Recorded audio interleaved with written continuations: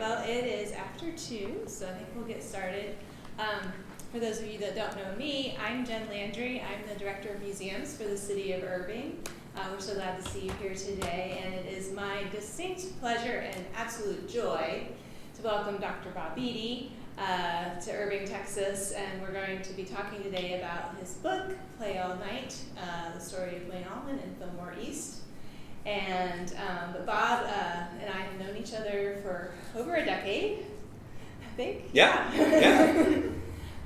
We're colleagues and friends, and Bob has a long history in public history and museums and senior leadership positions, but is now out on his own doing great research and scholarship and helping other museums to do good work too. So Bob, welcome. Thanks, Jen, very much. And for y'all who are Irving residents, and I'll say this more than once, this is a real gem of a local history institution, and this lady here has done a really good job of building something that this community needs, and it's going to continue to experience for a long time. And so she was also really gracious to have me do this talk. So I'm a business person. I run a museum consultancy, but my passion and love, as you'll see today, is this band and music in general.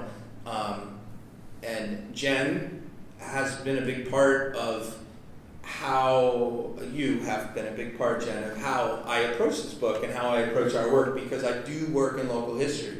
And so figuring out like where the story is in the tiniest of places or in the tiniest of ways it connect, right? Because we spend all our time, you and me, thinking about how we connect the past to audiences. And it is all over that. And of course, I also had to look at the band and how they connected to audience. That was like one of those key themes. So Jen and I go way back, and I just wanted to give a shout out. I watched this thing develop. One of the last visits I did before the pandemic was in a slight state of almost, I think. You were just finishing up, right? We were days from our soft opening. Soft opening that got sort of pulled. So anyway, and I see the Pricers there. I recognize those two folks. Thanks y'all very much for coming. We're doing something for your daughter in a little bit. So yeah, a little shout out. Okay. Yeah. That was awesome. There's my peoples. I haven't even started with Andy and Claire yet. My notes. Anyway, I know everybody in this room personally, because only my friends come. Welcome to Texas. Yeah. Everything's bigger except audiences for museum gigs, right? Yes. All right. So let's start with why the Allman Brothers. So why the Allman Brothers Yeah. for me? So I'm here to sell books, by the way. So I'm going to reference my book a lot because, frankly, if y'all don't... This is advertised as a book talk. This is a book talk, thank you. So if y'all don't buy books and give them to other people, this whole thing has been fun for us and for you, but the purpose, right, is why. So I started with that, right? So I just want to say I literally started with, because the historian is supposed to be unbiased, and I said, it's impossible. There is no way I am unbiased. And the second you read any of this book, you're going to know, okay, this guy is, there. So the story is this. I started playing guitar around 12 years old, and I found the blues somehow. And my dad had the records, and some records, and just started me down this path. What is this strange music that I can kind of play on guitar that sounds good when I can do it? But man, B.B. King really can't do that, right? And what I did, which is what a lot of music nuts do, I suppose, is just kept digging and going. What's this? What's that? So I was really into the blues, and I'm going to fast forward. I'm going to skip the story that's in the book and just say it really started with the BMG Music Club. If you guys remember Columbia House or BMG, 12, 13 CDs for a penny, and you had to buy. See, I liked BMG. They had the better deal because you only had to buy one, and you'd get 4 more after that. And if you signed up your friend, you got 4 free, and your friend got 13 for 1 in this whole thing. So I signed up my friend Erwin M. Fletcher from the movie Fletch. That's supposed to elicit more laughs. You laughed good, so I heard you. But Fletch actually ordered an Allman Brothers Greatest Hits album. And so what's weird is the Allman Brothers really didn't have any hits.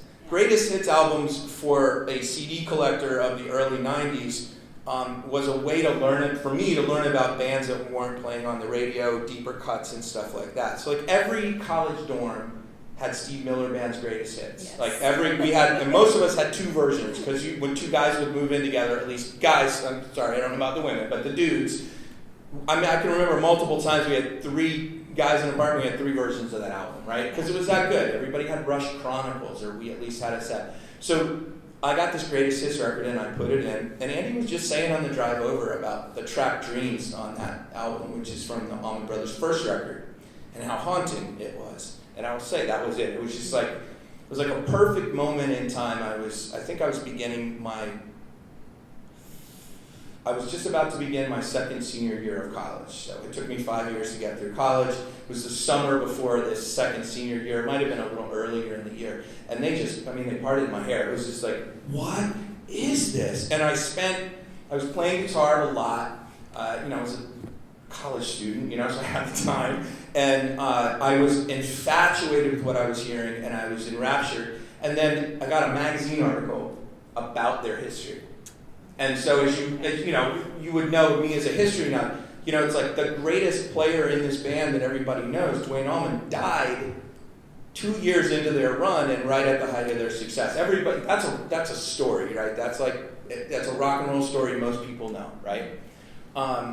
Didn't really know that their bass player died in a motorcycle accident a year later. I didn't understand really truly how the music worked and how it sounded. All I knew is it just knocked me out. So I got this article, got their box set. Box sets were really big in the early 90s. They put all this material together and had a really good booklet in it that looked very Southern Gothic and mysterious to me. Their logo's a mushroom. I'm not going to say anything about magic mushrooms today. It's all in the book. But I thought that was super cool because I'm a child of the 70s and I never quite understood why mushrooms were everywhere when, you grow up hearing White Rabbit by Jefferson Airplane, and you sort of, for those uninitiated, right, through the looking glass, she eats the mushrooms and goes through the, into this fairy world. So that was really cool to me. It was a little counterculture, a little hippie. I already had all this hippie stuff going because of the music. And so, it was just, and then it became literally, I saw a review of another book on the Allman Brothers that came out in 94 or 95 by a guy named Scott Freeman. A book, by the way, I have read every other year for the last 25 years. I love how he wrote, I love the story he tells. And it got a crappy review in a fan publication. But it was written by a historian who wrote this crappy review. And he said the issue is, he doesn't say the why. All he did was untell the tale. And not to bury the lead, by the early 90s, the Allman Brothers had broken up twice, reformed. The first time they broke up, Greg Allman had testified against a roadie in a federal trial. They sued the record company.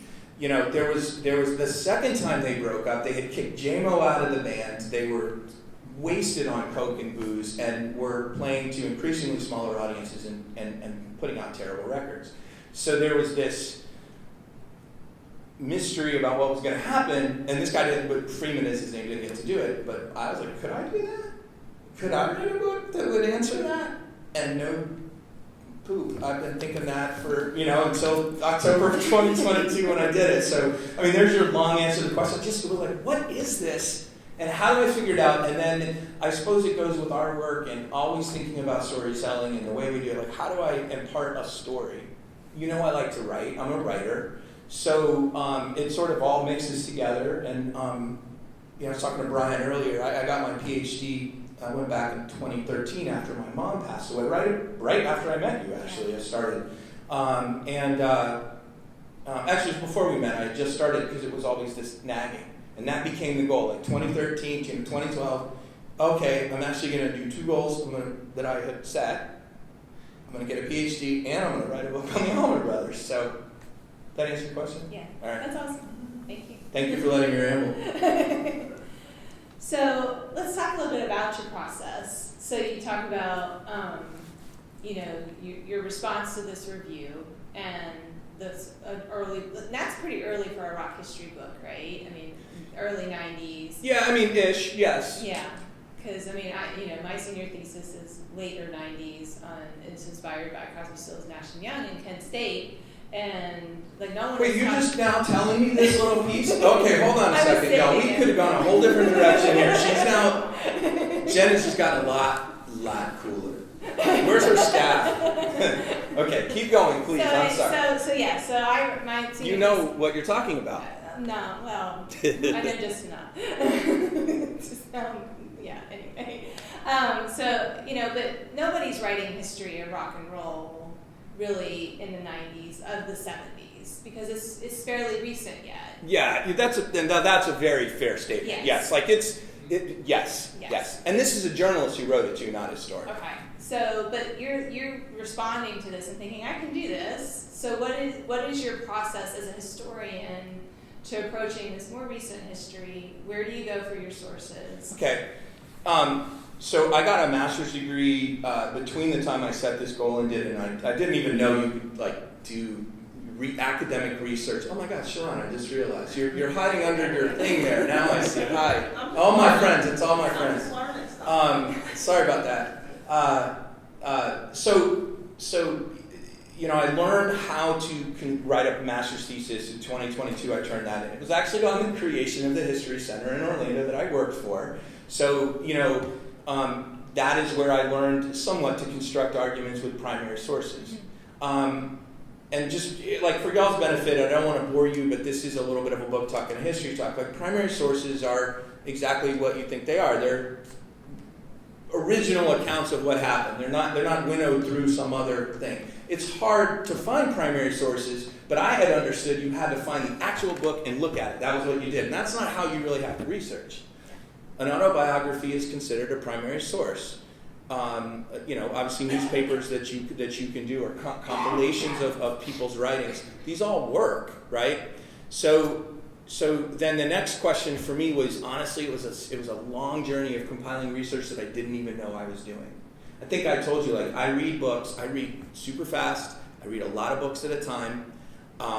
It's just, I don't know if you do that too, but a lot of people like us do because you're just constantly sort of doing it. We have to read a lot. It's what we do. Yeah. And so at a certain point, so I've been compiling a ton of information and building a knowledge base that I didn't realize. I've read every book on this band, including the really bad ones by people who were barely affiliated with them. And then, honestly, I think probably the best thing was the web. and I say that probably I will say this every place I go. This book is the product.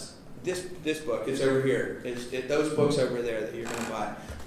This book is the product of not just my research and my time, but the fact that some people in this country funded the opportunity for me to research college newspapers from the University of Texas, from, I don't know if I have actually North Texas in the book, but from all over the country, so I could get to accounts of this band all over the place without having to go to libraries and go through microfilm or microfiche or without having to do that. Now, I just say that to say that was a project funded by the National Endowment for the Humanities, an agency that currently is about $145 million of the federal government and is worth probably 10 times that for this kind of work. It's the same kind of thing that your city, saved to public archives, so that you have these now. You found these stories about Texas Stadium that relate to my story. So there's just these multiple levels. I am a product of public schools. I'm a product of public libraries. Every university I've gone to has been a directional school. I'm at Middle Tennessee in Central Florida.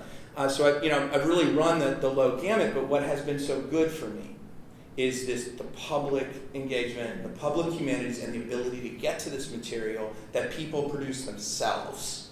So I'm not seeing it through any other lens as much as I can. And then, for reals, y'all, at one point, this thing was a blank piece of paper that I put a word on. I couldn't even tell you. I have chills now thinking about that. It's the first time I thought about that in a long time. I couldn't even tell you what the first word is at this point, because it's been so long as it goes. Yeah. But sort of compiling these sources, making sense of them, and letting them, in some respects, tell the story rather than, my words are like the bridge to get through. I think I might have gone a little bit off track, but there's, I've read a ton of stuff. I've read a ton of other people, like I said, with books. I read a lot of books, and what I started doing maybe about 2018, 2019, is I started reading for how they were writing. I really didn't care about the information as much. I really didn't care about wasn't really worried. I was just like, how are they telling the story, and do I like reading it? Because I knew I wanted a book, and Brian, you said the same thing about yours. Like, I knew I wanted a book that if you didn't like the Allman Brothers, if you were just curious about the story, that you'd at least enjoy reading it. That was my hope. Not so much inside baseball and all this crap. There's a ton in here for the fanboys. A ton. If Andy would finish reading it, he would find a ton. I tease him because he's got this weird relationship with reading. But all to say, like, for the fanboys, it's loaded with stuff. But if you're not, I hope that you're going to enjoy it, because I put a lot of thought into that part. Like, Yeah. And I'm a practice writer. You've been reading my stuff for years. Yeah. Emails. You're a storyteller. Yeah, I try to be. Yeah. I mean, that's what I am not a hardcore Allman Brothers fan, but it was a great story. Thank you. I think it's a fantastic story, and it was really up to me to find a way to tell it in a confined space. So let's talk a little bit, dive into the history in the Allman Brothers a little bit with Southern rock. So you talk pretty early in the book about there are rockers from the South, but then there's Southern rock. And where does the Allman Brothers fit into that story, and what Southern rock became? Yeah. Maybe you guys all remember this or understand it. You know, when I think about the prototypical Southern rock band, it's definitely Leonard Skinner with the rebel flag behind them and singing Sweet Home Alabama. And I'm a Southerner. I grew up in the American South. I live in the South now. I love the South, and I have a big dose of the duality of the Southern thing that Patterson Hood talks about in the Drive-By Truckers, about my frustration, with the South and everything else. So Southern rock. So it's important to know that when the Allman Brothers break out in 1969, 1970 of the South, they are the first band of Southerners to even attempt this in generations. For the most part, what has happened in the rock and roll era, actually even in the pop era, is musicians who were good would go to the big city to make it. Nashville is your first Southern city, that's the country home. New York City, Chicago, or Los Angeles, typically. I mean, this is where everybody ends up. Stephen Stills, Crosby, Stills, Nash and Young, leaves Florida and ends up out in LA. The Allman Brothers are a Southern rock band, and then they play rock music, and they are living in the South and doing it. From 69 to 71, 72, when somebody comes up with the idea that we are going to call this Southern rock. 74, maybe 75. And that's when they start marketing with the rebel flag, the Allman Brothers 2, which I think we're going to talk about in a bit. And it becomes a marketing thing that encompasses a ton of bands and a ton of ideas that we have in our minds. I'll go through some bands you might know. Marshall Tucker Band, Charlie Daniels Band is another one, although he'd been a successful country star before that to some extent. Bands like Molly Hatchet and 38 Special, they end up coming later, and a whole bunch of other bands. And they have this Southern pride rebel image that is really a part of this marketing of capital S Southern rock, versus in the Allman Brothers era, they're the only ones doing what they're doing. What complicates matters, and this is where I as a scholar, this is tough, is the Allman Brothers from 73 to about 1990 are very much an exemplar of that other Southern rock. The boogie, blues, little more rowdy, kind of country-ish sound that they take on. So, and then Southern rock has these connotations of the rebel flag and all that, which is honestly, they're embarrassed by it, at this point. So they have always, and this is why these lessons were tough for me to put in a book, is because when I got on the bus, when I became a fan and started studying this, they were very adamant, we are not Southern rock. It was because they wanted to disassociate themselves from that imagery. And I kind of hewed to that. But they were not called Southern rock in Duane's life. I don't see the term used and referred to them anytime before like 73 or 74. So it's almost as if they're the progenitors, and then they become a part of it, but they were always completely different. But everybody was, and every musician will say, genres don't mean anything. Most will. You know, they're not chasing genre, they're playing music or trying to find an audience. So it's a weird dynamic. Yeah. But by the time they play here and, you know, open the stadium, they're full on Southern rockers. Yeah. But there's this other side. I mean, so there's this Lost Cause. You know, so Leonard Skinner, right, is like the one we all think of, with the Stars and Bars behind them on their albums. But they're an integrated band.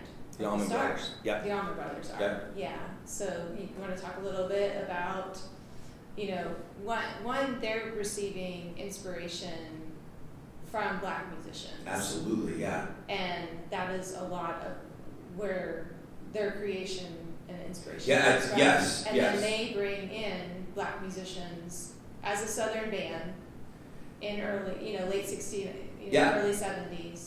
So one of the 6 founding members of the Allman Brothers is J-Mo. J. Johnny Johnson is what he was going by at the time. He's from Gulfport, Mississippi.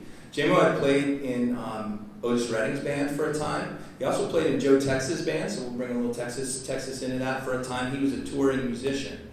And, you know, going back what Jenn was saying, one of the things that I express, and I think it's important to express, is the rock and roll era at the time. This is when they formed is shortly after the Beatles broke in America, so 64, 65.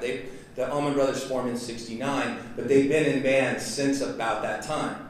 And it's obvious in their writing and the things that they said in reflection that I'm not going to say, you know, I don't see race. I think that's a BS statement that you can't do. But they didn't pay attention to the racial dynamics like a lot of other people do. They weren't colorblind. Nobody's colorblind. I mean, in the metaphorical sense, right? But they were from the beginning, would go to the black side of town and play music, to buy records. They hung out with Black musicians. They played in integrated bands as early as 64, 65 in Daytona Beach. So it was very natural to them. And then what's going on in American rock and roll at this time is the response to rock and roll were the teen idols, which had scrubbed all of the blackness out of the music. So Fabian and Frankie Avalon and Bobby D and all that. So you get this sort of real black influence, but also performed with authenticity. And that's the thing J-Mo said. I have that picture for me from a couple weeks ago. And I was talking to J-Mo, and he told me, you know, I guess nobody gets that, but I was literally talking to one of the founding drummers, and he called me an observant MFer. And I'm going to say, he's a jazz man. So when a jazz man calls you an MFer, that is the highest of compliments. And the second is observant. When a jazz man calls you observant, you also because jazz musicians are listening constantly. But he was like, the thing you got right was the thing nobody else says, which is the Allman Brothers approached black music the way it needed to be. It didn't feel like a put on. He said in here, I got the quote, right? No, before then, I only thought guys like Stan Getz could do, white guys like Stan Getz could do. I heard in these 5 guys that oh my God, we can play this music authentically. So, you know, I'm jumping around, but J-Mo joins forces with Duane. He's the first one to sign on in Muscle Shoals, Alabama, goes to Muscle Shoals for Macon, and moves in with J-Mo in Muscle Shoals. Moves in with Duane. So you got a black and a white man living together in rural Northwest Alabama, and they begin to kind of form this band. Then they move to Jacksonville for a time, also a very conservative southern city, Navy town, before relocating to Macon in Middle Georgia. And I'm going to be honest, I'm really surprised they weren't run out of town, but they weren't. And, you know, J-Mo, he will not call himself a crusader. He will not admit any of that. And I've spent time around black artists who, the highwaymen who heard my first book on, they will not have discussions about that with me. They would never do that, right? But I will say, I think it's extremely significant that this southern band left the South with a black member, and they were a bunch of hippies, and they got as much crap for being hippies as they did for running around with a black dude. Yeah, long-haired hippie people. Yes, there you go. Yeah, science. Yeah, you got it. I got it. I knew you would. Yes.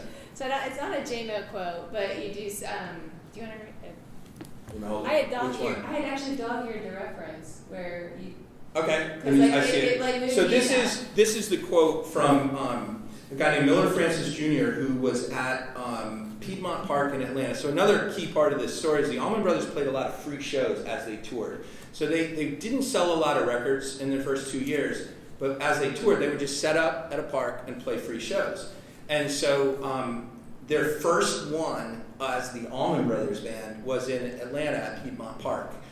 Piedmont Park was designed by Frederick Law Olmsted. So we connect now the story of public gathering space to one of America's great landscape architects and this great movement of public gathering space. So he sees the show, and they just set up at this place, and it's a place where hippies gather, and they just are absolutely blown away. And Miller Francis is with the Great Speckled Bird, which is a alternative newspaper.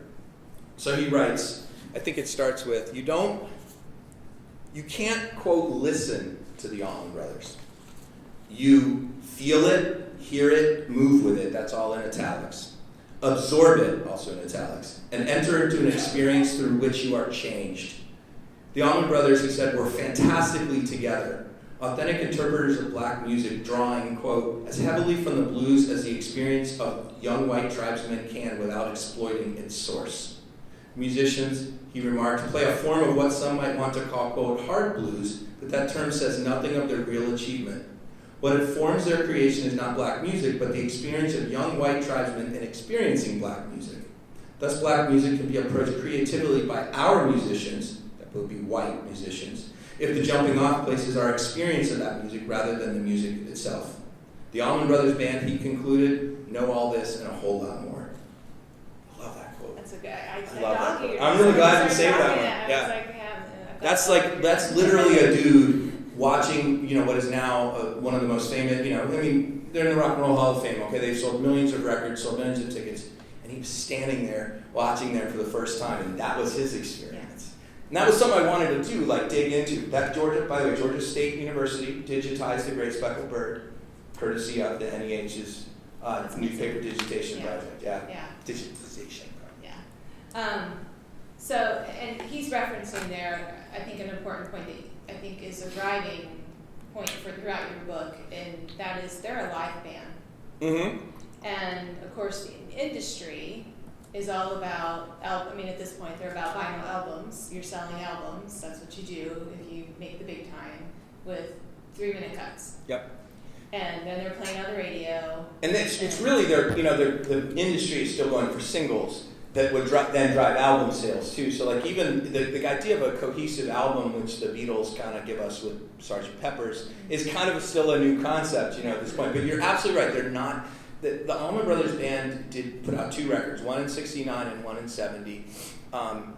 They might have cracked 150,000 units between the two of them. They barely sold.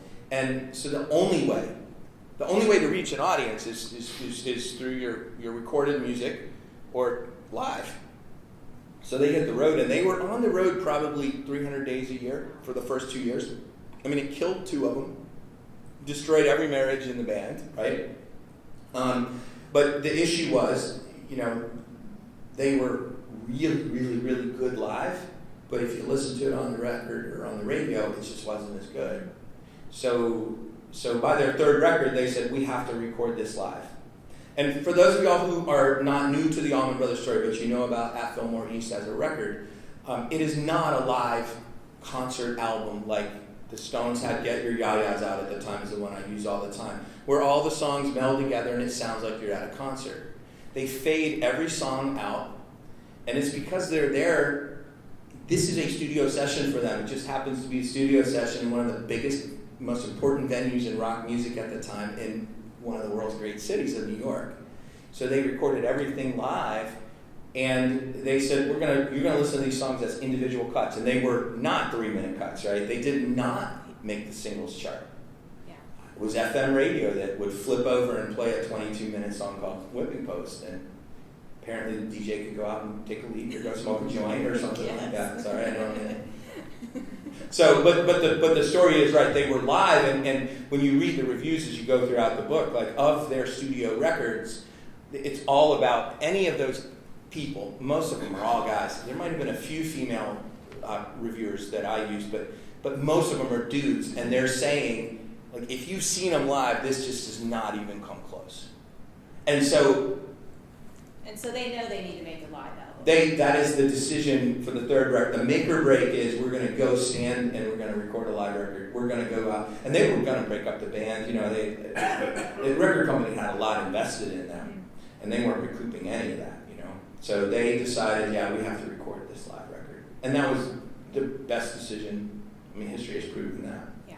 But it was a risk, right? It was a huge risk at the time because this wasn't a model of the industry to follow. Now that is a great point. So you know, the industry model for live records had been, they were like filler, right? So what happens in 65, the Beach Boys put out a live record that no lie, the only thing live is the audience on it. They literally re-recorded everything and piped in audience noise, right?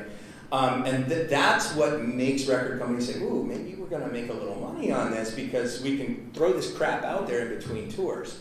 An artist who presents themselves as like their first record as a live album or their most important record as a live album, you know, Johnny Cash did his records at the prisons. That sort of reestablished him, you know. But most live records were just filler. And this was everything rides on this live record for the Allman Brothers. And by the way, they had never really sold anything prior to this. So like, who wants it live if you don't even like the songs to begin with? You know? I mean, they're almost like greatest hits in a way. I mean, you want an Allman Brothers greatest hits, get At Fillmore East, absolutely. It's got everything. Yeah, but I mean, in terms of the industry, yes. If you're putting out a live album, it's almost like a greatest hits album great that point. you're putting out. Fantastic right? point. Yes. Yeah. Yes. I mean, it's and again, I use Get Your Yayas Out a lot because I love that record. And it sounds like a great Rolling Stones concert from 1969. It's right before this era. But it fools you into thinking it's a live Rolling Stones show. It's not. And there's a lot of overdubs on it, too. And there are no overdubs on At Fillmore East. Yeah. And I think that's one of the most amazing parts of it. And it winds up being a double album that they sell. Yes. For the single album. Yeah. Jen, you did your homework. So, I mean, here's the other one. They get the record and they realize, oh my God, we have so much quality here, we need to release a double record. Now, a double album is it's not quite twice the price of a single record back then, but it's not cheap. And Jerry Wexler, who was at Atlantic Records, he was co-owner of Capricorn and Atlantic distributed it, when he's told they're going to make a double album, Jerry Wexler says, and I quote, "Not every note is vital to our heritage." Because it's expensive. What Phil Walden, the record company, Capricorn at Allman Brothers Record Company, decides to do is he offers a deal to Wexler on the publishing of the songs that Greg Allman and Dickie Betts wrote that are on the thing. So it actually cost the Allman Brothers Band a lot of money, the two songwriters, so that they could afford to put out the double album at a single album price. The argument being, this is the people's band, which is another thing I'm really proud of in the book, because I heard that years ago and I was like, that's really cool, let's look at that. And I actually talked to some marketing and promotions folks and they said it was really never a campaign, it was just what we said. It's the people's band. So the people's band is going to charge you the best double album you've ever heard in your life for a single album price. It was a genius marketing. Yeah. And I mean, who knows if that's why it's sold or it's caliber of the records or they captured this. I mean, there's a million, you know, like talking to you yesterday, you know, about why Green Book is so successful here, right? Is you don't really know and you can't control it, but when it happens, you just ride the wave, right? It's magic. Yes. Well, let's turn it a little closer home. And we have a clip. I think Claire's going to pull up for us. I'm sorry, y'all have to turn, but while we were preparing for Bob to come visit, we started digging. We're like, well, what's an Allman Brothers connection to North Texas, and specifically Irving? And we came across a gem. Can you do it? No 3-year-old Texas Oh, you need to switch the screen. Under the Dallas Cowboys is not in need of a facelift already. What's happening here is a kind of transformation, a preparation for a happening. Tomorrow night, Texas Stadium will host its very first rock event. The Allman Brothers, a Southern band with a national following, will headliner concert with a really big crowd. Early estimates predict it will be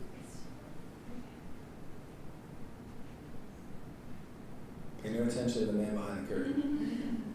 I could do the soft shoe for a bit. Yeah? They're not paying attention to me, Jen. They're just watching you nervously.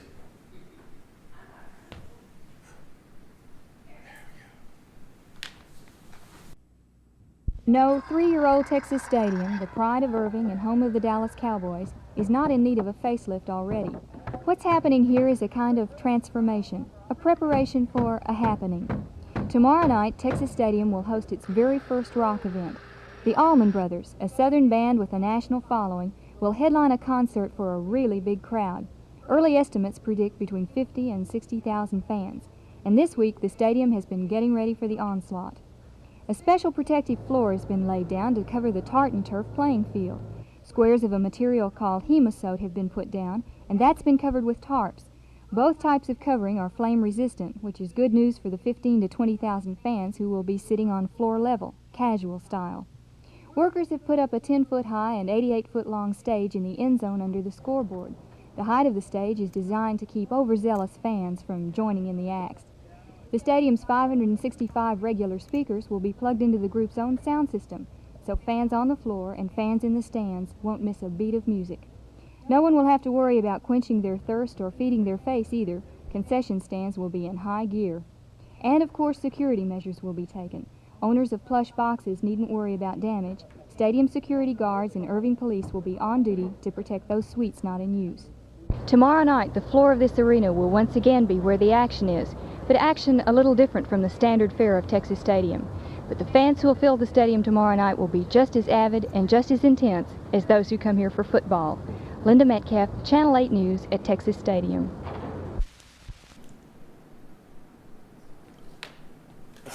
I don't know if you noticed, a southern band with a national following is what they said. Which is cool. I mean, There you go. There. Yeah. So this is 1974. Yes. And one of the interesting things that our understanding had been was CSNY is the first rock band Right. to do Texas Stadium in 74. But actually, this is a month earlier. So how did you, like, that's very interesting. So I noticed that's at SMU. So SMU has digitized these local news broadcasts? Yeah. And they've got them indexed for researchers? Google, yeah. Wow! Yeah. Well, so there's another one for you. Another mark for the public humanities, if you ask me. That's pretty cool. That was not intentional, by the way. But show that poster. So here's a poster for the gig. So remember I was talking, so this is 1974. So that is, more or less Robert E. Lee on horseback, triumphantly bursting through in the summer campaign 74 with the rebel flag behind. I need to remind y'all that half of Georgia's state flag at this time had the rebel flag. So there's no saying, oh, we didn't know, right? It's everywhere. At the time, and this is why, to me, why I want to bring it up to y'all is, or what I will say about this, right, is there's a couple things. The band was 1/3 black at this time. So their bass player, Lamar Williams, was a childhood friend of J-Mo's, and he joined after Mary Oakley died. So at this time, there's 2 black guys in the band, and really nobody's thinking about it. Few people are. It comes up, but not a lot. What I argue in the book, and I will, we'll do this more in person too, but I think this is a success of the lost cause. We were taught, I was taught, and I'm sure some of y'all were taught. The Southern cause was noble, right, and just, and it was about states' rights and not about slavery. But the states' right to do what is that inherent argument that gets ignored there. But there's a ubiquity here that we see. I grew up with it too. I mean, the General Lee and the Duke boys, Dukes of Hazzard, and so to say it seems so weird in 2023 to be like, you had two black guys in the band, and they allowed that, right? But at this time, and in that band, they didn't really care what merchandise looked like. They were going to and from to play gigs. We today, it offends our sensibilities or whatever. The band is embarrassed by it, but they toured behind that in the time, and I think that's significant. I will say also, history studies change over time.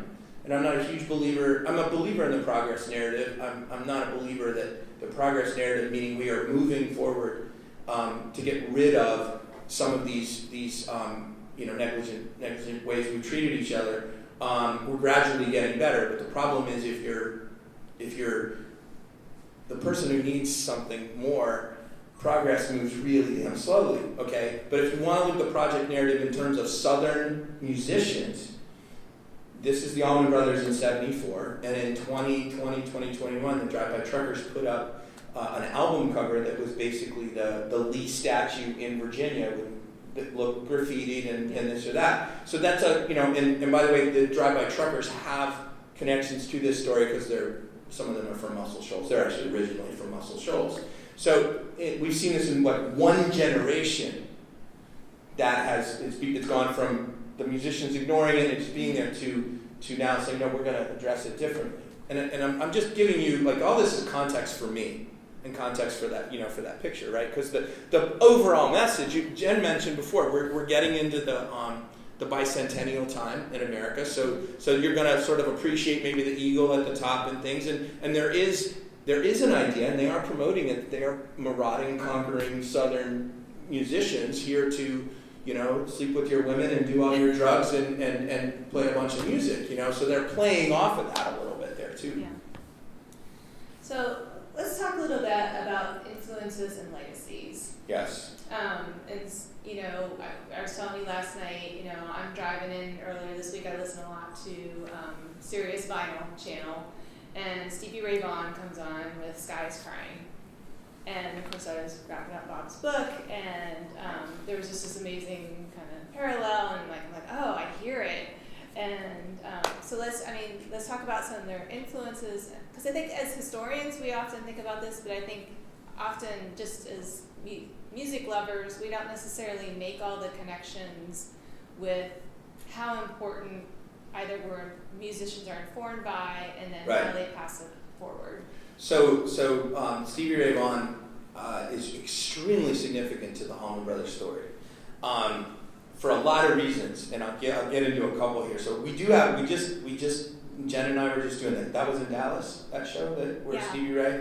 Yeah. So Stevie Ray saw the Allman Brothers in Dallas in 1971 apparently, and began to play slide guitar afterwards. Went and got him a gold top like Duane Allman had. But Stevie Ray, obviously, we know doesn't make it in 1971. It's not until the 80s that he breaks out. And at that point, the Allman Brothers just reformed, partially because Stevie Ray is having so much success that a quote from Dickie Betts, and by the way, the Grateful Dead are touring a lot, and Dickie says, somewhere between Stevie Ray Vaughan and the Grateful Dead is us, and we're going to ride this lane and be successful, and it worked. Now back to roots and influence. The Sky is Crying, the Allman Brothers, most everybody probably learned that song first from Elmore James. Elmore James's slide playing has influenced every slide player, including greatly Duane Allman, and they recorded Elmore James, Done Somebody Wrong on Fillmore East is his song. But Albert King also played the song. I'm certain Freddie King, another Texan, played versions of that song. A very famous blues song, but the connection Jenn made, which really makes me very happy, was Duane Allman died October 29, 1971, and they had a funeral for him November 1st. And I think it's one of the most remarkable parts of this story is that the 5 surviving members got up there and played to honor him at that service. I have a picture of it in the book because I just think it's absolutely incredible. And one of the songs they played is "The Sky is Crying," and you should listen to it if you're not familiar with it. But it's going to tell it's a blues song that literally describes a moment, right, where I'm so sad the sky is crying. The Allman Brothers, ironically, or interesting, I rarely played it again. I saw Greg do it one time live, so it was, to me, it's even that you picked that up is a chance to tell you it's even more special, that connection that you found, because that's a real fleeting moment in their history. But I mean, come on, what's more powerful than playing "The Sky Is Crying" at a funeral for a dead blues guitarist, right? Like and then meaningful, right? Yeah. That's how I feel. Yeah. Nobody's nodding, but I feel that way. Thank you, Jen. So, when you think of the Allman Brothers legacy, Great question. That might be a little too big. No. I don't know, but No, I'll say this. I thought about this a lot earlier this month when I did that talk in Macon.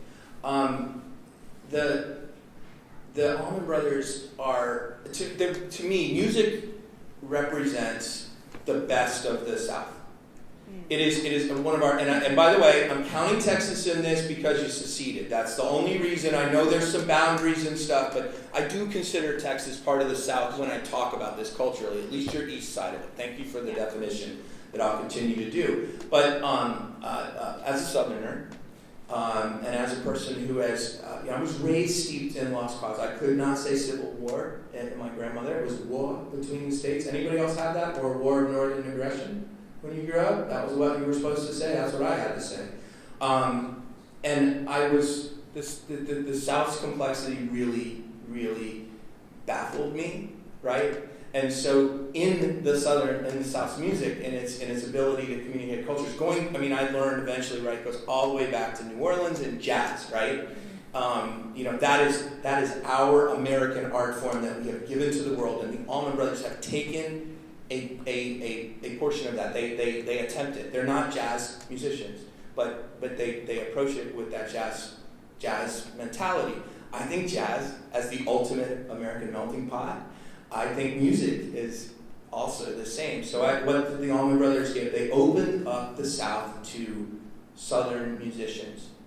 Behind them, for one, I think they showed Southerners and people of their era another way, and they also showed, and this is true, the literature says this, they showed the rest of the country, including the rock community, the music community, that we weren't all a bunch of backwards, nasty hicks, that we did beautiful stuff, and we paid homage to our roots, and black music was a part of what we did. It wasn't separate, but it was once you walked out of studios and stuff. So I think I do think they taught that. They have a river or an ocean of influence, that people still go back to. The approach, intent, improvisation, the neat audience, that community that a musical experience is. That's new to rock, certainly in the South. The Grateful Dead have this model too. And I think to some extent the Jefferson Airplane too, although they didn't build a community around them. But, it is to me, their music and their influence represents the very, very, very best of the South, which is we put these things aside and we move forward together rather than trying to push-pull, I get more or you get less or whatever else, So, that's ultimately what music does for me and why I love it so much. It's so truly egalitarian. Yeah, for sure. Are there questions from the audience? So, yes, sir. So, you were talking about coming from a place of fandom initially, right? Coming from a love for this band. And I was wondering if you might speak to, once you start applying your training as a historian or as an academic or whatever you want to call it, what surprised you? What stories, what stood out to you that you, as a fan all those years, hadn't known, but then as soon as you started applying maybe a more, I don't use the word objective, but a more historical overview, what did you learn from that you didn't get already from the fan version? I got one I can pull out. That's a great question. Thank you for that. And he did hint that he was going to do that, but he didn't hint he was going to do it here. So thank you. But I'll tell you the Layla story. I'm hoping most of you in this room know the record Layla by Derek and the Dominoes with Eric Clapton, or at least are familiar with the things. Duane Allman played on that record. The first, I think it's 7 notes of Layla are actually an Albert King song, going back to the roots, a song called As the Years Go Passing By. Sing it to yourself if you listen to it. So Duane goes in, Derek and the Dominoes is recording this record in Criteria Studios, and it's Clapton's magnum opus. Eric Clapton's never made as good an album since. And the stories in all the literature, the fans and everything else, was that record, Duane made that record. And Duane was a part of the Dominoes, and he should have been, and he was the greatest, and it was a great, it was this really great moment in Duane's career, and it was. But looking at it as a historian, what did we learn from the Layla experiences? More importantly, and this is what I found, Duane was offered a job in Clapton's band in September, October of 1973, which would have instantly made him rich beyond his wildest imagination. He wrote a letter to his wife that says, I have been offered this job. It's going to mean a lot. Shh, don't tell anybody. And he turned Eric Clapton down to stay in a band that wasn't selling records, that he was on the road 300 days a year and doing that. And the quote in the book that J-Mo said is, Eric Clapton should have been opening for us. And so rather than Layla being this triumph of Duane playing, so Eric Clapton was the guitarist of this era. He was the first to break through, truly like a superstar. Clapton is God. All that stuff was spray painted on the walls. And Duane Allman turned them down for $3 in meal money a day, honestly. I think, Brian, when I think about that decision Duane made at that moment, that's the important part of the Layla story. Not that he was there and gave Eric Clapton all that, because that's about Clapton, Duane felt so good about what he did, and he did. He was very proud of that work, that he said, I'm staying with my boys instead of going to do that. That's one of many. Another one, a lot of folks, there was a lot of talk in the early 90s about Duane only being a slide guy. That was like this thing. And so I spent much more time in my book not talking about his slide playing, which is incredibly significant and groundbreaking, but more about his guitar playing, arranging, and band leadership, which I think is much more significant than the fact that he played slide and influenced some people. And he did. So those are a couple. Other questions? Yes, sir. Okay, first of all, you just blew my mind with the years go passing by thing. I never put that together. There is nothing I can do. You'll hear it. I was sitting here doing Yep. But my question is, I'm curious about, you said the record company had a lot invested in them before Fillmore. Yes. What were they envisioning for the Allman? Like, I can't get out of what I think of the Allman Brothers as this, band that plays really long songs. Right. And Southern blues influence. What were they thinking of for their studio stuff? Like, why did they think it would work, and why would they invest so much in them? I think initially it was like that quote from Miller Francis Jr. that I started with about like you can't listen to him, you absorb it, you feel. I think honestly that was everybody listening to it, and I have a lot of those quotes about the first times they heard the band, going, holy crap, what is this, right? I think they counted on the musicianship finding a way to break through. The first record was recorded, they were only together 5 months. It was recorded hastily. Really, the best keeper of that, Andy and I were listed as Driving Over, is a song called Dreams, but everything else ends up growing pretty exponentially. The second record, Ida Wild South, what they were going for, and if you listen to that record in isolation, is like a quiet rock record of 1970. It fits a mood that is, maybe more similar to a CSNY record. Maybe. I wish I had a better one in mind for you now, but if you listen to it as, wow, it's got this groovy little Midnight Rider version. It's got this.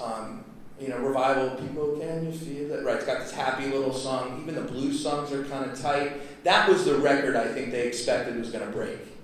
And they were recording that when Duane was recording with Clapton, and they were just kind of split duties. That's how they, one way, they stayed together. And their record, Ida Wild South, I think came out the same day that Layla came out. And it flopped. And they issued some bad singles too. All their singles were their like really meaty, ugly songs. I would call them ugly songs versus some of their prettier songs. So I think it was. And then when Ida Wild South flopped, because that was their Songcraft record, then it was okay. Let's take the chains off and let's just go. That's a great question, actually, is what were they thinking? And they weren't planning on FM radio being as successful. We don't know what, any of y'all, most of us in this room do know what the difference between FM and AM and how that impacted listening back then. But AM radio played the hits, and FM was nothing. And then all of a sudden, these DJs started putting these long records on and playing them.